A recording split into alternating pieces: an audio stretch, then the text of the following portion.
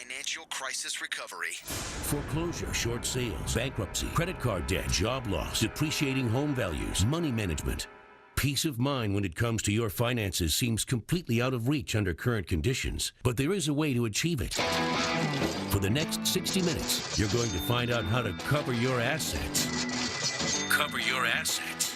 If you're going to do that, then you need to have your head examined. Right. So here's the point. Just because you can qualify for the loan doesn't mean you can afford to make the payment. That's exactly right. And I tell people that all the time. It's like, hey, look, you can go up to this high if you want to. I don't recommend that. Here's what I recommend, and I try to stick to around the 31-43 principle, where 31% or less of your total gross income goes to your housing. And then when you take your housing plus your car loans and student loans, things like that, try to keep that around 43% of your total gross income, because you need to live. You don't want to live uncomfortable, you know. You mean you can't eat your house? I mean, is that right? Right. I mean, you don't want to sit there and grow your own food. You know, most people don't have the ability to do that. So you got to be able to eat and buy groceries and just live a comfortable life. So there's definitely life balance that I try to teach with my clients or try to go through with my clients, and that's part of my meeting that I go through when I meet with them. And having said that, Mike does an outstanding job of trying to prepare a borrower to go out and seek financing. But remember, at the end of the day, he's not the boss. You are. And if you say you want to go up to that ratio and you qualify for it, who is he to tell you no?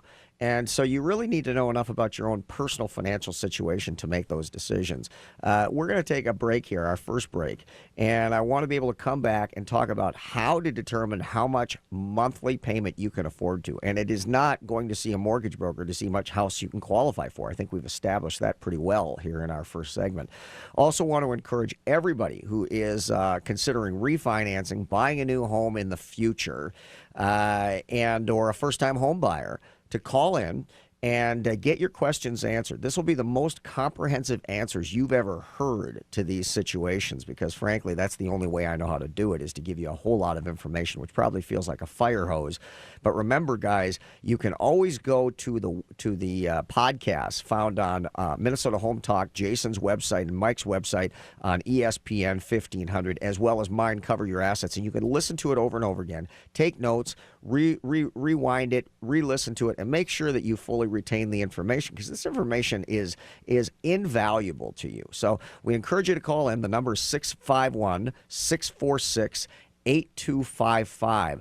651-646-8255. Also want to encourage you to download the Financial Crisis Bible. Gives you a lot of this information, helps you understand how to make these decisions, how to not put yourself into a compromised position, and how to get financing that is the best rates going. I mean, Mike talks about these rates. Who doesn't want to qualify for a 3.25% interest rate? My goodness. But you know what? There's a little bit to that, and you really want to know about that before you stumble in to get a loan, so you can position yourself to be in that position, and then make certain you're not taking out financing that might put you in a compromised position in the future and turn your dream of home ownership into the biggest nightmare imaginable, which frankly a whole lot of people are living right now. So we're going to come back. We're going to talk about how to determine how much house I can afford, how to position myself for future financing, and having somewhat of an understanding of the underwriting guidelines and what is required for the guy at the other side of the table, Mike Overson, who's trying to get you financing in a reasonably short period of time. We'll be right back. If you're in a financially challenged situation or want to ensure that you never are, I have the knowledge and the information you're looking for. My name is Todd Rooker. When you want information on today's most pressing economic and financial pressures, who do you talk to? There are attorneys, CPAs, financial advisors, mortgage brokers, and real estate agents. Everyone has a different opinion, and these professionals do not always work well together. It's not enough to find an expert in one area. You need a comprehensive approach that addresses all of your concerns and enables you to create an overall plan. I have over 20 years' experience in this highly specialized field, and it is my job to work with all of the professionals previously mentioned and know much of what they know, allowing me to provide you with a cohesive and unbiased strategy that addresses everything related to your situation. I will help you to strategically plan for a financial crisis, minimize the damage, recover quickly, and most importantly, help ensure that you're never here again. You have a lot more options than you think, but don't waste time. Go to CYA21.com and get my free download Financial Crisis Bible, or call us at 763-559-3800. That number again, 763-559-3800. He can lift a bus straight over his head. He can fly around the world in seconds, and he has the power to regenerate entire limbs. Okay, so Jason Walgrave isn't actually a superhero, but once you visit his website and find out what he knows about real estate, you might start to think he's superhuman.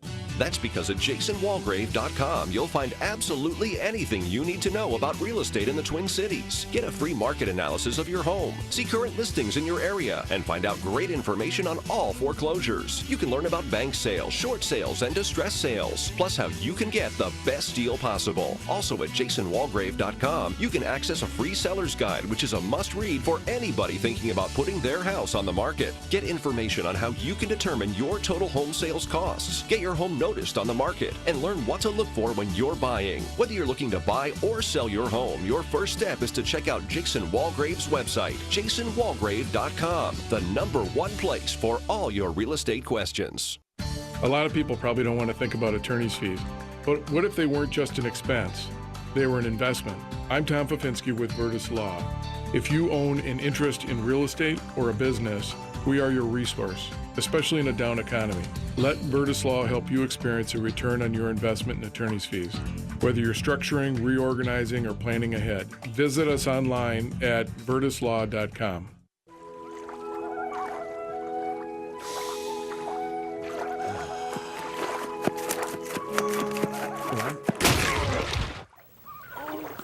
Ready or not, football season is coming back. Training camp is just a couple of weeks away, and when the Purple takes the field for opening practice, we'll be the first ones there to hand out helmets and pads. Fasten your chin strap. Our second-to-none coverage of Vikings training camp is coming to the home of sports talk, 1500 ESPN. You're listening to Cover Your Assets with Todd Rooker. All right, man, AC/DC. This is the old days, man. All right.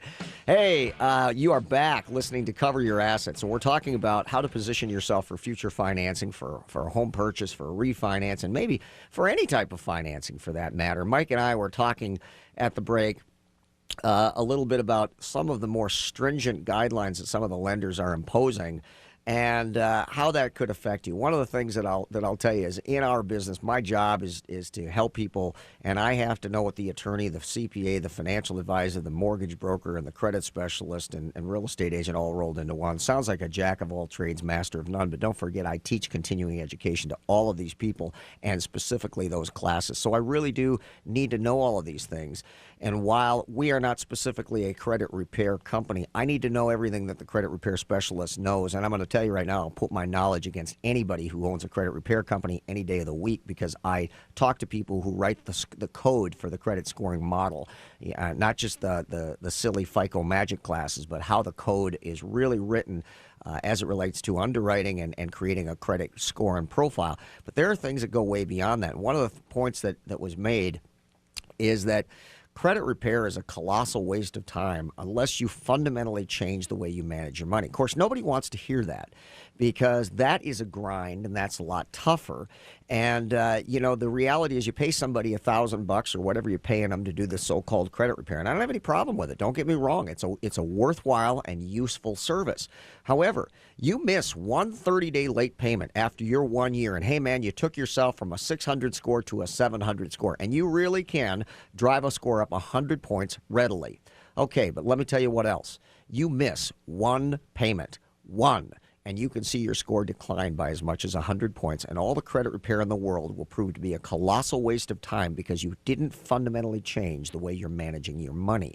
And, nobody wants to talk about that because it's a lot of work to get people to actually change their habits and do that. It's easier to bang up the credit score by trying to dispute certain things on a credit report. And bang, oh, now you meet the underwriting guidelines and away you go. Well, the lenders are wise to this, and I want Mike to lay this stuff on you that he just did me on the break and tell you how wise they are to it. So, Mike, why don't you tell him a little bit about that new guideline you told me about? Yeah, so we had an investor come out and make an announcement saying that if they can see pretty much without a doubt that someone has been through the credit repair process and they're applying to get a loan, that they will not make that loan. And what they're tracking is they, if a lender pulls credit or there's credit pulled on a certain individual, 1, 2, 3 times, and they're down here at this level, and then all of a sudden before underwriting, it's obvious that they've gone into credit repair. Now their credit score is up here at this level where they need to be in order to qualify. And then they're following that client 12 months after they close on that house, they're back down to where they started at. And they've been tracking these for several years. And now finally the first investor came out and said, if it's obvious that someone was in credit repair where habitually they're down here, a couple months before underwriting, now they're up here, those people that have that increased spike, 30% of those go into default within the first 12 to 24 months after closing. And they've been tracking this for several years now. So now they're finally coming out and saying, okay, we know the statistics and what to look for with these people that are spiking their credit score right before qualifying for a loan.